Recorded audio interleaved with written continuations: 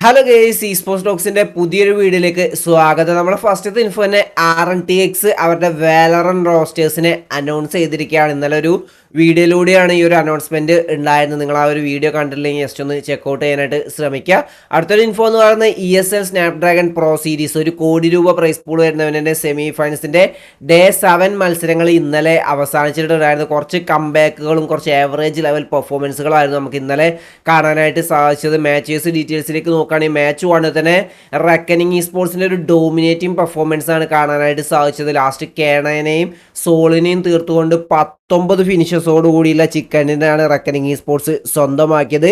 Carnival ഗെയിമിങ്ങോടെ 11 പോയിന്റും സ്വന്തമാക്കിയാൻ match 2 Phoenix ഈ sports 9 ഫിനിഷേഴ്സോട് കൂടിയുള്ള ചിക്കൻ ഡിന്നർ സ്വന്തമാക്കി. ഇവിടെയും കാർണിവൽ ഗെയിമിങ് 12 പോയിന്റ് സ്വന്തമാക്കിയാൻ മാച്ച് 3 നമ്മുടെ സ്കൗട്ടിൻ്റെ ടീമായുള്ള വൈൽഡ് ഫാങ്സിൻ്റെ വക നമുക്ക് 14 ഫിനിഷേഴ്സോട് കൂടിയുള്ള ചിക്കൻ ഡിന്നർ കാണാനായിട്ട് സാധിച്ചു. സാഫ് സോളോ 7 ഫിനിഷേഴ്സ് സ്വന്തമാക്കി. JenXFM 13 പോയിന്റും സ്വന്തമാക്കിയിട്ടുണ്ടായിരുന്നു. മാച്ച് 4 സാൻഹോക്കിൽ നമുക്ക് ഒറാങ്കുട്ടാൻ്റെ വക 7 ഫിനിഷേഴ്സോട് കൂടിയുള്ള ചിക്കൻ ഡിന്നർ കാണാനായിട്ട് സാധിച്ചു. നമ്മുടെ മല്ലൂർഗായുള്ള മിത്ത് ഒഫീഷ്യൽസ് 10 പോയിന്റും സ്വന്തമാക്കിയാൻ മാച്ച് 5 വീക്കെൻഡിൽ മിത്തിൻ്റെ വക നമുക്ക് ആ ഒരു കംബാക്ക് ചിക്കൻ ഡിന്നർ പെർഫോമൻസും കാണാനായിട്ട് സാധിച്ചു. 9 ഫിനിഷേഴ്സോട് കൂടിയുള്ള ചിക്കൻ ഡിന്നറാണ് മിത്ത് ഒഫീഷ്യൽസ് അവിടെ സ്വന്തമാക്കിയത്. ലാസ്റ്റ് മാച്ചിൽ ബോട്ട് ആർമിയുടെ വക 8 ഫിനിഷേഴ്സോട് കൂടിയുള്ള ചിക്കൻ ഡിന്നർ. അപ്പോൾ ഇന്നലെ നമുക്ക് കുറച്ച് കംബാക്ക് പെർഫോമൻസിൽ കാണാനായിട്ട് സാധിച്ചു. അതുപോലെ തന്നെ ടോപ്പിൽ നിൽക്കുന്ന പോയിന്റ്സ് ടേബിൾ ടോപ്പിൽ നിൽക്കുന്ന ടീമുകളുടെ ഒരു ആവറേജ് ലെവൽ പെർഫോമൻസും ആയിരുന്നു ഇന്നലെ ഉണ്ടായിരുന്നത്. അങ്ങനെ ഡേ 7 അവസാനിച്ചപ്പോൾ ഓവറോൾ സ്റ്റാൻഡിങ്സ് നോക്കുകയാണെങ്കിൽ VST തന്നെയാണ് ഒരു ടോപ്പിൽ നിൽക്കുന്നത് 198 പോയിന്റായിട്ട്.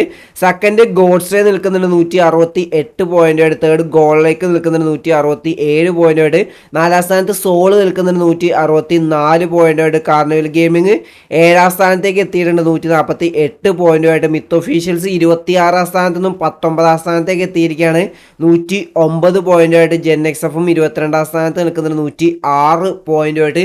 ഇനിയും ഇതിൻ്റെ 5 ദിവസങ്ങളുണ്ട്.